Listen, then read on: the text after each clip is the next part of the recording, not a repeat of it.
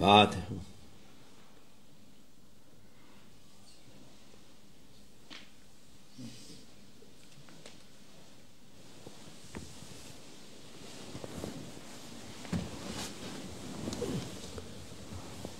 Selamun Aleyküm. Esselatu vesselamu ala Resulina Muhammeden seyyidina ve ahirin madede ya Resulullah medede sadat ashabi sünnedede ve şahre destun ve naşamla fazla senşe Muhammeden Hakkani ve tarikatuna sahba ve hayru fil cemiyye يقول يا ليتني قدمت الحياة صدق الله العظيم. Diyor keşke hayatımı değerlendirseydim diyor. Allah Almighty describes the state of human beings who will say, if only I had used the opportunity of my lifetime. Hayatım boşuna gitmeseydi. And people will thus say, if only I had not wasted my life for nothing in the end. Bu ne zaman öleceği vakit. And when are people going to say this? Allah Almighty describes that people are going to say this when they are going to die or when they will have died. İnsan yaptıklarını, ettiklerini hepsi Allah Azze ve Celle ona gösterir. Allah Almighty, as when a person leaves this world, will show everything what that person has done throughout their lifetime. O da keşke bu hayatımı boşuna harcamasaydım. And as people then see what they did throughout their lifetime, they will regret and say, if only I have not lived for nothing, if only I had not wasted my life. Der bu hayat Allah rızası için olması lazım. You must dedicate your life for the sake of Allah Almighty. Olunca hayatın kıymeti olmuş olur. If you live for the sake of Allah Almighty, then your life will become valuable. Olmayınca boşuna yaşamış olur. If you don't live for Allah, then you will have lived for nothing and will have wasted your life. Hiçbir şey kazanmaz. And you will not have accomplished or obtained anything. Kazanmadan üstüne de bir hayli günahla gider. You will then leave this world empty-handed without having obtained anything, and all that you will have accumulated will only be sins. Hayat nedir? Hayatın kıymeti Allah yolunda olmaktır. What is life? A valuable life is a life when a person follows the way of Allah Almighty. Allah yolunda olan hayatını kazanmıştır. A person who follows the way of Allah Almighty will have obtained true life.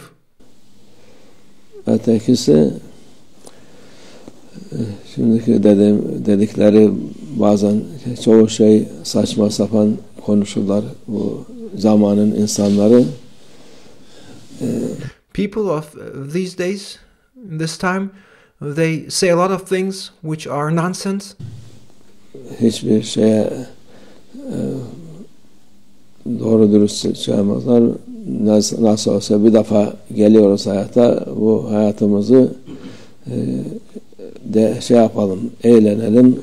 And one of those nonsensical things they say is, we only come to this world once, so we should entertain ourselves in this life.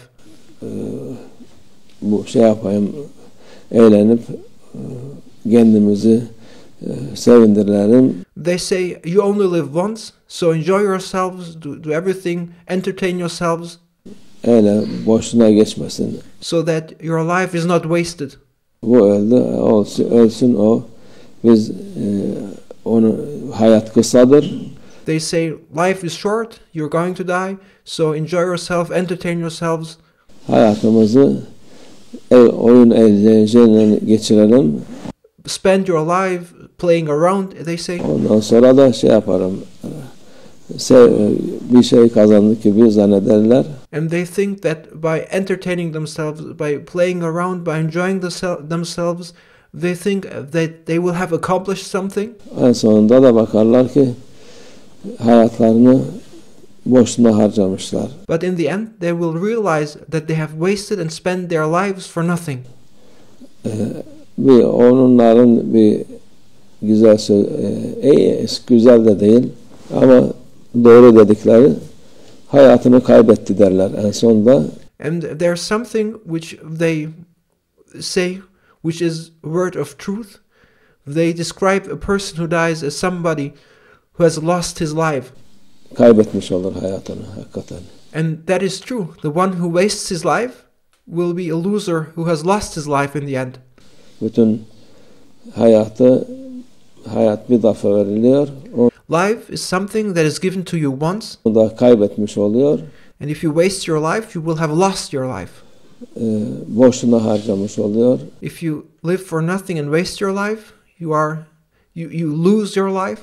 Üstüne de bir hayli günahla öteki tarafa gidiyor. Ondan sonra And you will lose this life, and you will go to the hereafter with nothing but sins. Orada keşke ben bunu yapmasaydım diye. And then in the hereafter, you will regret, if only I have not lived this way, if only I had not done this. Artık onun geçmiş olsun.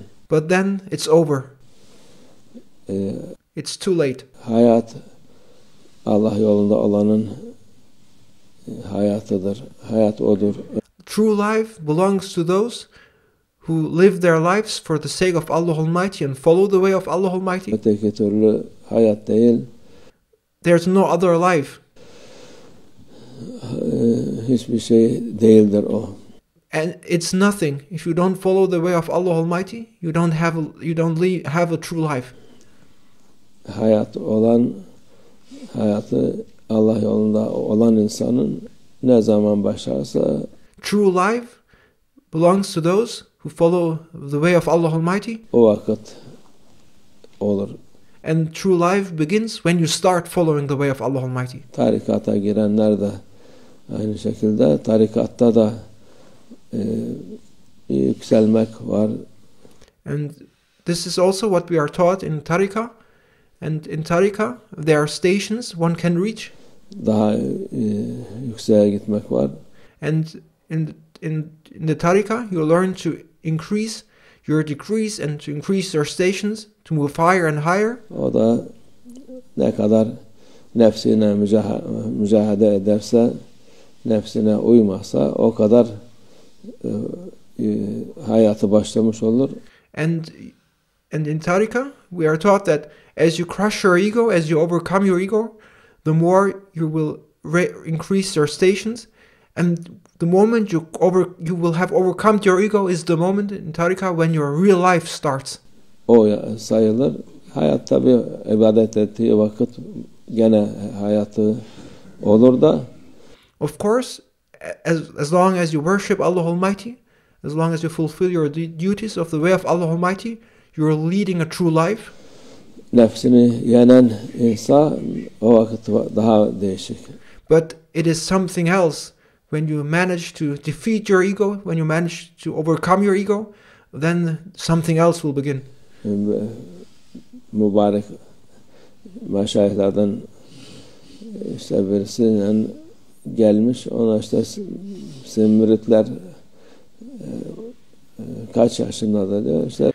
And there's the story of someone coming to a sheikh and asking the sheikh, how old are your murids? Müritlerim mezarladır. Demiş gidip bakalım. And the sheikh said, my murids, you can find them in the graveyard. And then the person said, let's go there, let's go visit them. Bakmış. Allah Allah, birinde 6 aylık yazıyor mezar taşında. And the person was then surprised. He looked at the gravestone, and then on that gravestone was written that that person lived for 6 months. Birini 1 sene, birisi 2 sene. And on another gravestone it was written that that person lived for 1 year. On a different gravestone it was written that that person lived for 2 years. Birisi 5 sene. And then another person it was written 5 years. En çok 10 sene Allah demiş. And the one with the longest life as written on the gravestone, was someone with 10 years.